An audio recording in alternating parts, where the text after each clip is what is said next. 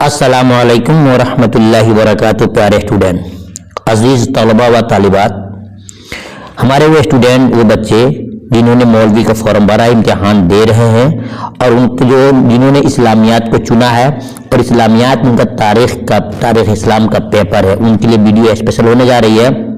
हमने इससे पहले एक वीडियो दिया था जिसमें हमने सब्जेक्टिव के साथ साथ ऑब्जेक्टिव कैसे निकलता है, कैसे क्वेश्चन आते हैं, वो तमाम हमको दिखा दिया था। इंशाल्लाह इसके अंदर भी आपको सिर्फ सुनने की जरूरत है, एक एक ऑब्जेक्टिव निकाल कर दिखाऊंगा कि वो क्वेश्चन इम्तिहान में कैसे आते हैं। ठीक है, आइए शुरू करते हैं। तो इसमें यह है कि नबी अकरम सल्लल्लाहु अलैहि वसल्लम को ताइफ के सफर में किन किन हालात का सामना करना पड़ा, तहरीर कीजिए, यानी कि इसको लिखिए। यानी आपसे पूछ रहा है कि आपने भी सुना होगा, किताबों में पढ़ा होगा कि मोहम्मद सल्लल्लाहु अलैहि वसल्लम जो मक्का के ताइफ में थे, ताइफ में उनको कितना परेशान किया गया, पत्थरों से मारा गया। वो पूछ रहा है कि उसकी हालात को सामने कैसे करना पड़ा, कैसे कैसे परेशानी मेरे आका को आई, उसको आप ध्यान से पढ़िए और उसके बारे में लिखिए। जवाब लिखेंगे कि मक्का वालों को ऐनात और सरकशी जब हद से बढ़ गई, ऐनात कहते हैं दुश्मनी को, सरकशी नाफरमानी को हद से बढ़ गई, तो हुजूर पाक सल्लल्लाहु अलैहि वसल्लम को उनके ईमान लाने से मायूसी नजर आई कि लगता है कि ईमान नहीं लाएंगे। मेरे नबी का दिल कुड़ता था, तकलीफ महसूस करते थे जब कोई शख्स कलिमा नहीं पढ़ता था, तो मायूसी नजर आई। तो आप सल्लल्लाहु अलैहि वसल्लम ने मक्का के करीब कुर्ब जवार की, यह लिखा है गलत है, कुर्ब जवार की बस्तियों का रुख किया। कुर्ब जवार कहते हैं कि आस पास के, पास पड़ोस के बस्तियों का रुख किया। इस सिलसिले में आप सल्लल्लाहु अलैहि वसल्लम ने ताइफ का भी सफर किया। ताइफ एक मकाम का नाम है, जगह का नाम है। उस सफर में आप सल्लल्लाहु अलैहि वसल्लम के साथ हजरत ज़ैद बिन हारिसा थे।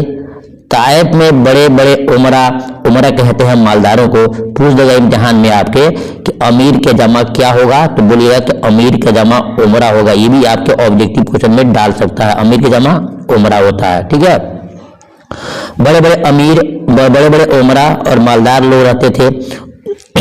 रईसों में अमीर के उमर के खानदान के 3 भाई अब्दिया, लैल, मसूद और हबीब थे। आप सल्लल्लाहु अलैहि वसल्लम ने उन तीनों को इस्लाम को दावत दी। उन्होंने निहायती हकीर नज़र से इस्लाम को देखा और बेहुदा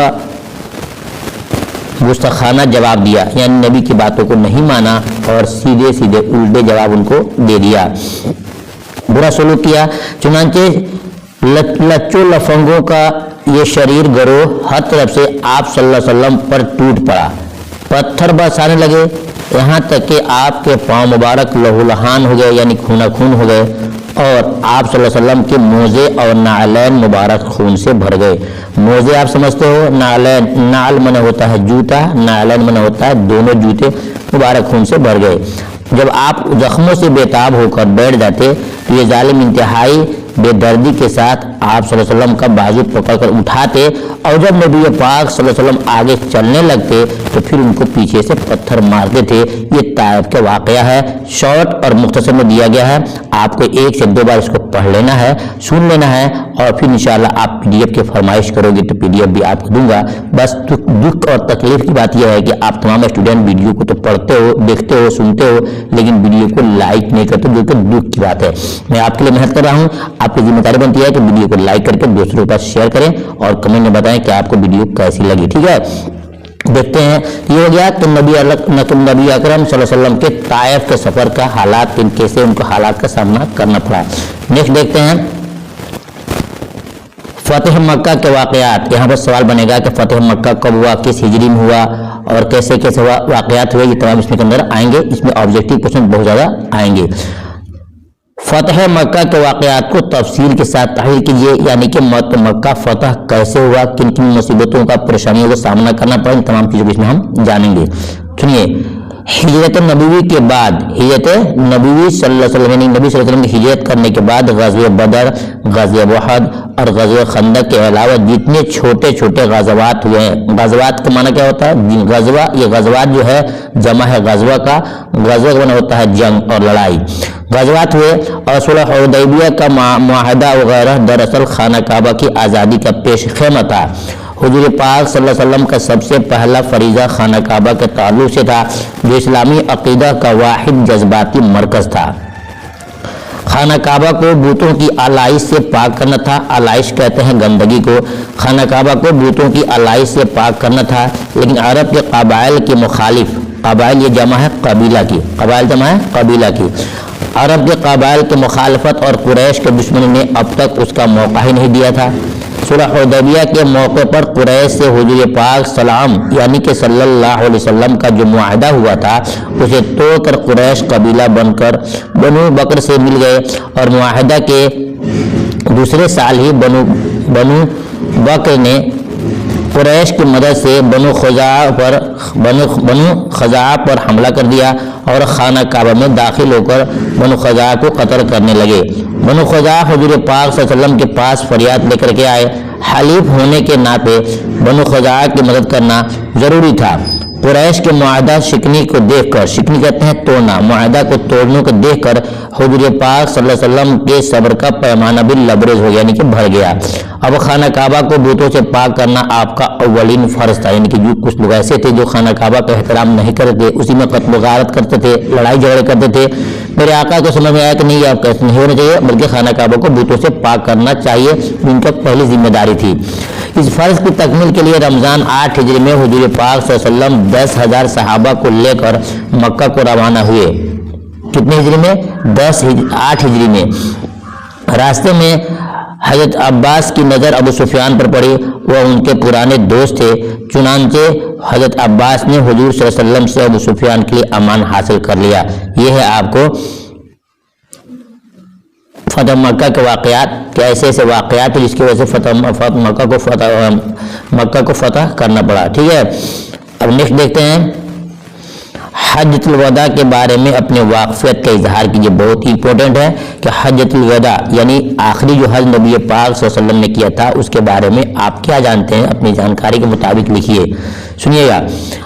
اب بولیں گے جواب میں کہ 8 ہجری میں جب حضور پاک صلی اللہ علیہ وسلم نے مکہ کو فتح کر لیا. سوال بنا کہ فتح مکہ کب ہوا، مکہ کو فتح کب کیا گیا؟ بولیں گے 8 ہجری میں. کتنے میں؟ 8 ہجری میں.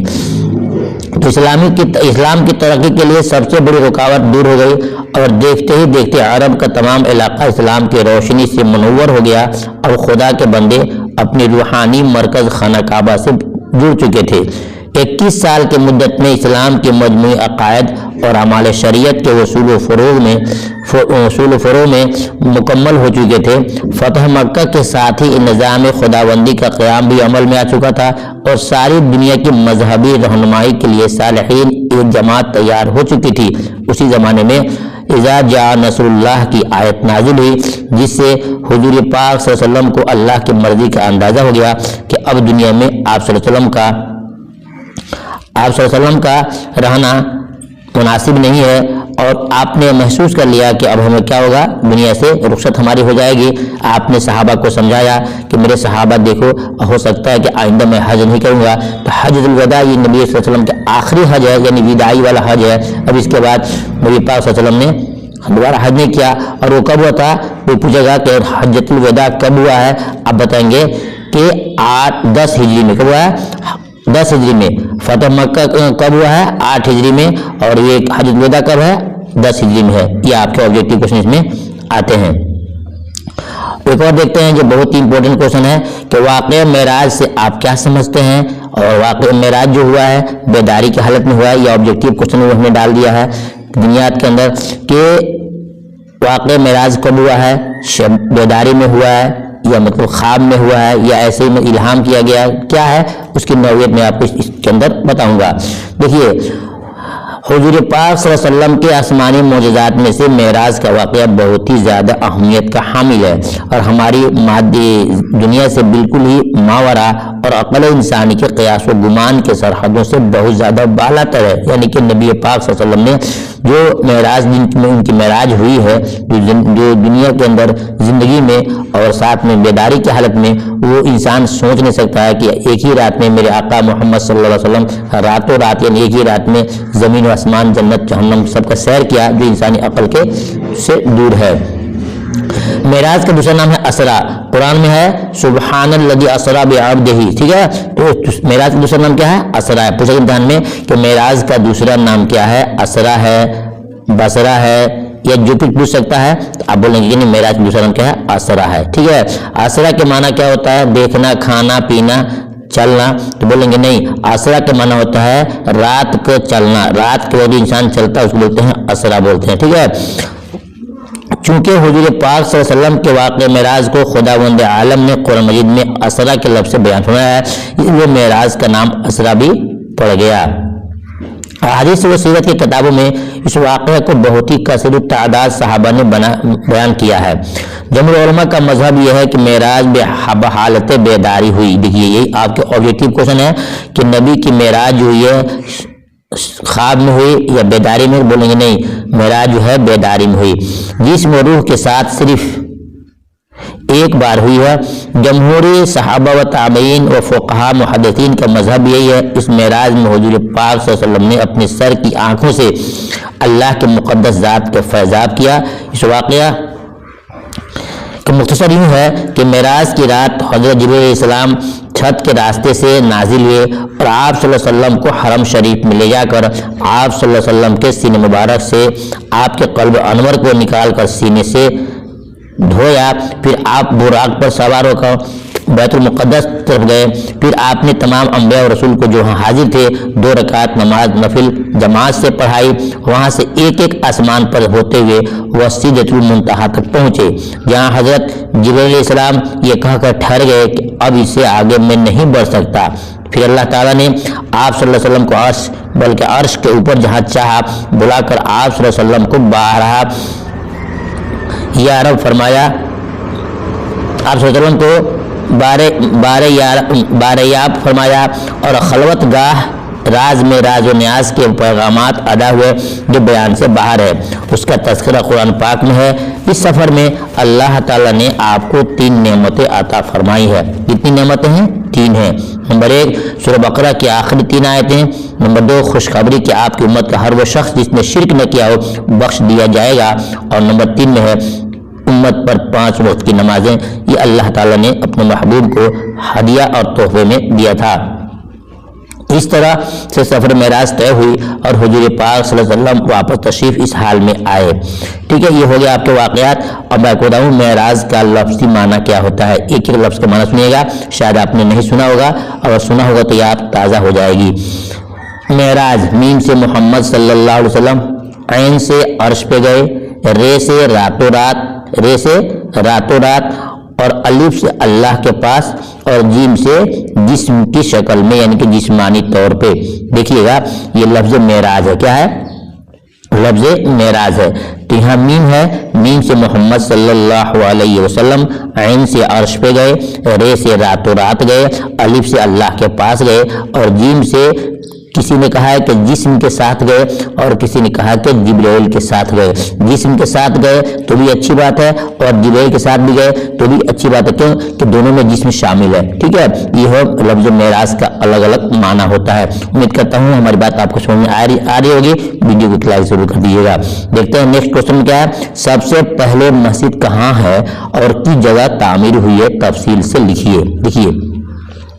حضور پاک صلی اللہ علیہ وسلم ہجرت کے سفر میں جب مقام قباء پہنچے تو وہاں سب سے پہلے جو کام کیا وہ مسجد کی تعمیر کا کام تھا۔ اس مقصد کے لیے حضور پاک صلی اللہ علیہ وسلم نے حضرت کلثوم بن حدم کی ایک زمین کو پسند فرمایا جہاں خاندان عمر بن عوف کی کھجوریں سکھائی جاتی تھیں، اسی جگہ آپ نے اپنے مقدس ہاتھوں سے ایک مسجد کی بنیاد ڈالی۔ یہی وہ مسجد ہے جو آج بھی مسجد قباء کے نام سے مشہور ہے اور جس کی شان میں قرآن پاک کی آیت بھی نظر مسجد اسست علی التقوی کے الاخر، یعنی یقیناً وہ مسجد جس کی بنیاد پہلے ہی دن سے پرہیزگاری پر رکھی ہوئی ہے اور اس بات کی زیادہ حقدار ہے کہ آپ اس میں کھڑے ہوں اور اس میں ایسے لوگ ہیں جن کو پاکی بہت پسند ہے۔ اس مبارک مسجد کی تعمیر میں صحابہ کرام کے ساتھ ساتھ خود حضور پاک صلی اللہ علیہ وسلم بھی بنفس نفیس اپنے دست مبارک سے اتنے بڑے بڑے پتھر اٹھاتے تھے کہ اس کے بوجھ سے جسم نازک خم ہو جاتا تھا، اور آپ صلی اللہ علیہ وسلم کے جانسار صحابہ میں سے کوئی عرض کرتا کہ یا رسول اللہ آپ پر ہمارے ماں باپ قربان ہو جائیں، آپ صلی اللہ علیہ وسلم چھوڑ دیں، ہم اٹھا لیں گے۔ تو حضور پاک صلی اللہ علیہ وسلم ان کی دلجوئی کے لیے چھوڑ دیتے، مگر پھر اسی وزن کا دوسرا پتھر اٹھا لیتے اور خود ہی اس کو لا کر عمارت میں لگاتے، اور تعمیری کام میں جوش ولولہ پیدا کرنے کے لیے صحابہ کرام کے ساتھ آواز ملا کر حضور پاک صلی اللہ علیہ وسلم اور عبداللہ ابن رواحہ کے اشعار پڑھتے جاتے تھے۔ تو یہ اسٹوڈنٹ یہ وہ تمام چیزیں رہیں جو ہم نے آپ کو دیا۔ یاد رکھیے گا کہ مسجد قباء کہاں ہے۔ مسجد قباء بتائیں گے کہ سفر کے جو مکہ سے مدینہ کا سفر تھا اسی بیچ میں مسجد قباء ہے، یعنی وہ مقام ہے قباء نام کا، وہیں پر آپ نے سب سے پہلے مسجد بنائی ہے۔ یہ اسٹوڈنٹ انشاءاللہ میں آپ کو آگے بھی گائیڈ کرتا رہوں گا۔ آپ سے میری گزارش ہے ویڈیو کو لائک کر کے دوسروں میں شیئر کیجیے گا۔ پھر ملتا ہوں کوئی خاص ٹاپک لے کر کے، تب تک کہ اللہ حافظ۔